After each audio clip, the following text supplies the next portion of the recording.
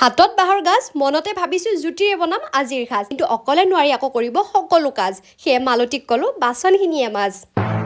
আৰু ইয়াৰ লগে লগে এই মুহূৰ্তত দেখা যায় যে লাউমুৰা মালতীয়ে শিংকেইটাৰ প্ৰয়োজনীয়তা বাৰুকৈ উপলব্ধি কৰে প্ৰত্যেকটো মুহূৰ্ততে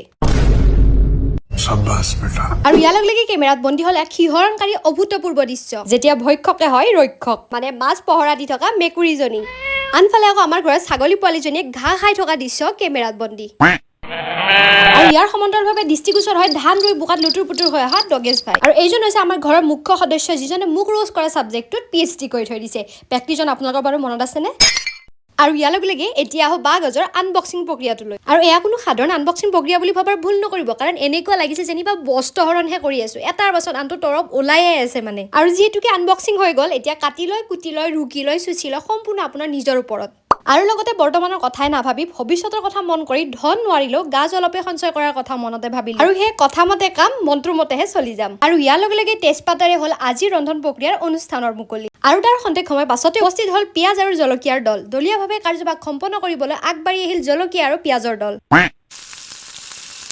আৰু ইয়াৰ পৰৱৰ্তী পৰ্যায়ত বিলাহী দলৰ আগভাগ লোৱা দেখা গ'ল সম্পূৰ্ণ সহযোগিতাৰে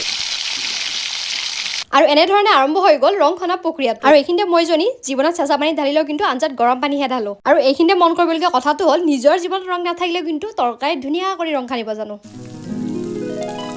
আৰু ইয়াৰ লগে লগে আজিৰ মুখ্য আকৰ্ষণ ব্ৰইলাৰখিনিও দিলো কেৰাহীখনতে মেলি আৰু এনেধৰণে খন্তেক সময় পাছতে সম্পূৰ্ণ হ'ব গৈ আছে মনে বিচৰা বাঁহৰ গাজৰ সৈতে ব্ৰইলাৰৰ সেই তৰকাৰীখন কিন্তু তাৰ মাজতে ঘটিল অঘটন এইখিনিতে ঘটিল এক আশ্চৰ্যজনক ঘটনা মানুহে ৰং সলোৱা দি বাঁহৰ গাজৰ সলালে 10 মিনিটতে ৰং তাৰ পাছত বহুতো পৰীক্ষা নিৰীক্ষা কৰি গম পালো যে মানুহৰ নিচিনা ইহঁতে ৰং সলোৱাটো একেবাৰে স্বাভাৱিক কথা তাৰ পাছত সেই গতিকে ময়ো আৰু সাধাৰণ আলুৰ ব্যৱহাৰৰ পৰিৱৰ্তে ব্যৱহাৰ কৰিলো ৰং খনা আলু আৰু আজিৰ এই ৰেচিপিটো মই বহুত সতৰ্কভাৱে কৰি আছো কাৰণ মই প্ৰথমবাৰৰ বাবে বাঁহৰ গাজৰ তৰকাৰী বনাইছো ইয়াৰ আগত আচাৰ বনাইছিলো যদিও তৰকাৰী কোনোদিন বনোৱা হোৱা নাই সেই গতিকে বহুতো পৰীক্ষা নিৰীক্ষা কৰিহে আগবাঢ়ি গৈ আছো কাৰণ টেঙা বা তিতা হলে গোটেই সময় কষ্ট গোটেই লছ হৈ যাব আৰু ইয়াৰ লগে লগে উলিয়াই ললো মাৰ যৌতুকত অনা কাঁহৰ কাঁহী বাতি যোৰা আৰু দেশী মাংসৰ সৈতে গাজ মালতীৰ আকৌ উঠিল কঁকালৰ ভাজ আৰু প্ৰথমবাৰৰ বাবে আজি ভাজি ললো তাৰ পাছত পৰীক্ষা নিৰীক্ষা কৰি লেভেলটো আপগ্ৰেড কৰি গৈ থাকিম মানে ক্ৰমান্বয়ে জোল বইল বনাই গৈ থাকিম আৰু লঘোণ একোকে নেখাওঁ আজি একো এটা ঘৰত নাই সেই খাওঁতকৈ বজাৰলৈ গৈ ব্ৰইলাৰ মাংসৰ লগতে বাঁহৰ গাজকে আনিলো চাই বিশ্বাস কৰক মোৰ এতিয়া মাংসত কৰি বেছি বাঁহৰ গাজখিনিৰ কাৰণেহে লোভ লাগি আছে সেই গতিকে মই আৰু খায়ে চালো